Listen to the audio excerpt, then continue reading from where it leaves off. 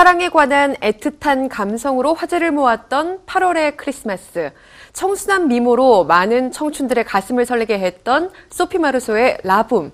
각각 8, 90년대를 대표하는 멜로 영화들인데요. 이 영화들이 2013년 현재 관객들과 새롭게 만나고 있습니다. 최근 극장가에 불고 있는 추억의 영화 재개봉 바람. 스포츠 동화 윤효수 기자와 함께 알아볼게요. 안녕하세요. 네, 먼저 8월의 크리스마스, 한국 멜로 영화를 얘기할 때 빼놓을 수 없는 작품인데요. 그렇습니다. 최근에 재개봉을 했어요. 지난 6일에 재개봉을 했는데요. 일요일인 어제 현재까지 전국 67개 상영관에서 11,000여 명의 관객을 불러 모았습니다. 네. 전체 박스오피스 순위로는 13위를 차지하고 있는데요. 이 정도 수치라면 재개봉 영화로서는 상당한 성과다, 이렇게 말씀드릴 수가 있습니다. 개봉 첫날엔 특히 그 다양성 영화 부문에서 1위를 차지하기도 했는데요. 특히 지난해부터 한국 영화가 흥행세를 과시하고 있는 상황이고, 또 할리우드 블록버스터를 비롯한 신작 외화들의 극장가 공략이 거센 가운데서 거둔 그런 성적이라는 점에서 의미를 갖습니다. 8월의 크리스마스 잠시 화면에서도 보셨는데 지금은 은퇴한 이 심은하 씨, 또 그리고 한석규 씨가 주연을 맡은 작품입니다. 그렇습니다. 벌써 15년 전 작품인데요. 1998년 개봉 당시에도 굉장한 관심을 모았었죠. 그렇습니다. 8월의 크리스마스는 말씀하신 대로 한석규 씨 그리고 심은하 씨가 주연하고 한국 멜로 영화 연출에 있어서 재능을 인정받고 있는 허진호 감독이 연출한 작품입니다. 1998년 1월 24일에 개봉을 했고요. 당시 서울 관객 기준으로 42만여 명의 관객을 불러 모았습니다. 전국 기준의 그 흥행 수치 기록이 불분명하던 시절이었던 당시에 공식 흥행 수치는 서울 관객 기준으로 집계가 됐었는데요. 이 정도 수치라면 지금 기준으로 봐서도 상당한 관객 수였다고 말씀드릴 수가 있습니다. 그만큼 많은 관객들에게 다가왔던 그런 작품인데, 8월의 크리스마스는 시한부의 삶을 살아가는 사진사, 그리고 맑은 심성을 지닌 주차 단속원의 애틋한 사랑을 절제된 감성, 그리고 서정미 넘치는 그런 영상으로 펼쳐놓은 작품입니다. 두 주연 배우 한석규 씨와 심은하 씨 앙상블이 잘 어우러졌던 작품이고요. 특히 아직은 드라마 마지막 승부 속에 그 청순한 이미지로 남아있었던 심은하 씨에게 배우라는 호칭이 어울린다, 그런 사실을 보여준 그런 작품이었습니다. 소피 마르소는 이 수많은 남성들의 또 책받침 속 스타인데요. 그렇습니다. 1980년도 작품인 라붐도 최근에 재개봉을 했다고요? 라붐은 소피 마르소라는 배우를 우리 한국 관객, 특히 그 또래 10대 청춘들에게 강렬하게 각인시킨 그런 작품입니다. 지난달 24일 개봉을 했는데요. 이제 막 사랑을 알기 시작한 10대들의 풋풋한 첫사랑을 그린 작품입니다. 당시 14살이었던 소피 마르소의 청순한 외모가 당시 또래 10대들, 특히 그 많은 소년들의 가슴을 흔들어 놓았는데요. 1980년대 초반 해외 배우나 팝스타들의 사진을 코팅해서 책받침으로 간직하고 다니던 때였죠. 소피 마르소는 그 주인공이 됐던 대표적인 배우이기도 합니다. 라붐은 또 리얼리티라는 삽입곡을 널리 전파시키기도 했는데, 노래 리얼리티 역시도 지금까지 불리는 불후의 명곡으로 남아있습니다. 그렇죠. 그런데 이렇게 라붐이 대중적으로 널리 알려져 있는데요. 그렇습니다. 사실 정식으로 우리나라에서 개봉한 적이 없다면서요? 그렇습니다. 라붐은 국내에서 정식으로 개봉한 적이 없습니다. 1980년 당시 프랑스에서는 상당한 흥행 성적을 거뒀지만 이 라붐은 국내에서 정식으로 극장에 간판을 내건 적은 없습니다. 다만 그 한 영화 전문지가 1984년에 그 정기 구독자를 대상으로 이 영화를 공개했다고 합니다. 프랑스 문화원의 협조를 받아서 일종의 독자 사은 이벤트 형식으로 이 영화를 보여준 것이었는데요. 당시에도 상당한 입소문을 타고 이 라붐을 보기 위해서 몰려든 이들이 꽤 많았다, 이렇게 전해지고 있습니다. 하지만 정식으로 그 수입이 이루어져서 극장에서 개봉을 하지는 않았고요. 따라서 현재 극장에서 상영 중인 라붐이 국내에서는 처음으로 개봉하는 것이다, 이렇게 말씀드릴 수가 있습니다. 8월의 크리스마스나 또 라붐처럼 이런 추억의 영화들이 극장에서 관객들과 만나고 있거나 또 앞으로도 만날 예정이라고 하는데, 그렇습니다. 어떤 작품들이 있나요?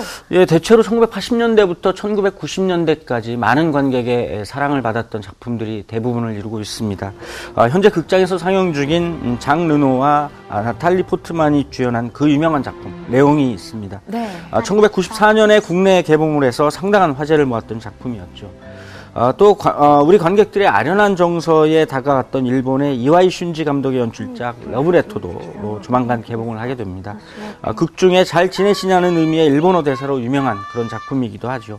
일본 영화로서는 1999년 국내에서 처음으로 관객을 만났던 작품이기도 한데요. 아름다운 영상 그리고 주인공인 나카야마 미호의 모습이 인상적이었던 그런 작품이었습니다. 또 1990년대에는 무협영화로만 인식되어 왔던 홍콩 영화가 아주 새로운 감수성으로 무장을 해서 우리 한국 관객들의 호응을 얻기도 했는데요. 그 대표적인 작품이 아마도 장국영과 양조위가 주연한 1998년작 해피투게더가 아닐까 싶습니다. 네. 왕조위 감독의 영화인데요. 이와 함께 양조위 그리고 장만옥의 애틋한 사랑 이야기가 주목받은 화양연화, 또 캘리포니아 드리밍이라는 노래로 더욱 유명해진 중경삼님도 곧 개봉을 앞두고 있습니다. 우리 한국 영화도 있는데요. 2003년에 개봉을 해서 당시 칸 국제영화제 심사위원 대상을 받았던 박찬욱 감독의 올드보이 역시도 이번 달에 새롭게 관객을 만나게 됩니다. 예, 이렇게 10편이 넘는 작품들이 관객들과 만나고 있거나 또 만날 예정이어서 앞으로도 한동안 이런 흐름이 계속되지 않을까 싶은데요. 이런 재개봉이 가능한 데에는 역시 기술적인 발전을 빼놓을 수 없죠. 예, 그렇습니다. 디지털 리마스터링이라는 기술적인 진보가 이뤄낸 성과라고 할 수가 있겠습니다. 네. 현재 대부분의 영화 촬영은 대부분 그 디지털로 이루어지고 있지만 불과 몇 년 전까지만 해도 영화는 대부분 필름으로 찍었습니다. 최근 그 재개봉하는 작품들은 그 필름을 디지털 색보정 작업 등을 통해서 필름보다도 훨씬 그 깨끗하고 선명한 화질로 새롭게 영화를 선보일 수 있다는 그런 장점이 있습니다. 또 필름을 디지털로 변환하는 비용도 그렇게 많이 드는 편은 아니라고 하는데요. 네. 따라서 이미 흥행이 이루어져서 대중적으로도 검증된 작품에 대한 마케팅 비용도 크게 들지 않는 데다가 이런 그 영상 기술의 발달함으로써 좀 더 좋은 화면을 관객에게 보여줄 수 있다는 장점이 있겠죠. 오래전 영화라는 점에서 수입을 하는 쪽 입장에서도 판권료가 그렇게 비싸지 않아서 여러 가지 장점이 있는 것 같습니다.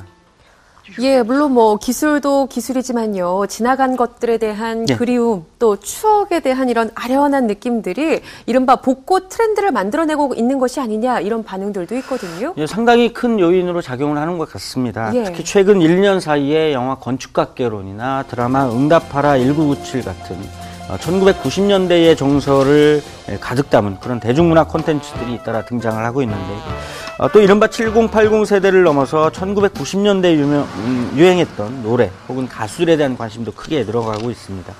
이런 상황에서 그 극장에서도 옛 영화들이 대거 관객을 만나고 있는데요. 1990년대의 10대 혹은 20대들이 주로 영화를 봤었는데 그들 세대들이 이제 30대 혹은 40대가 됐죠. 이들이 당시 즐겼던 대중문화 콘텐츠에 대한 관심도 따라서 늘어가고 있습니다. 이들 세대들은 그 대중문화 콘텐츠에 상당히 익숙한 그런 세대고요. 지금 역시도 그런 문화적 소비에 돈을 쓸 줄 아는 세대로 꼽히고 있습니다. 최근에 한국 영화가 크게 흥행하고 또 그 배경에 1990년대를 지나면서 영화를 익숙하게 보고 자란 이들 세대들이 자리하고 있다는 점도 역시 마찬가지라고 분석할 수가 있겠고요. 하지만 영화계 한켠에서는 단순한 우려먹기가 아니냐 이런 흐름에 대해서 그런 그 비판적인 시선을 보내는 쪽도 없지 않습니다. 예, 그 시절을 되새기면서 아련한 추억에 흠뻑 빠지고 싶은 이들의 마음이 이런 트렌드를 만들어내고 있지 않나 싶은데요. 누구에게나 기억에 남는 추억의 영화 한 편쯤은 있기 마련이죠. 늦가을의 감성에 푹 젖어보시는 것도 좋을 것 같습니다. 오늘 이야기 여기서 줄일게요. 지금까지 스포츠동아 윤현수 기자와 함께했습니다. 고맙습니다.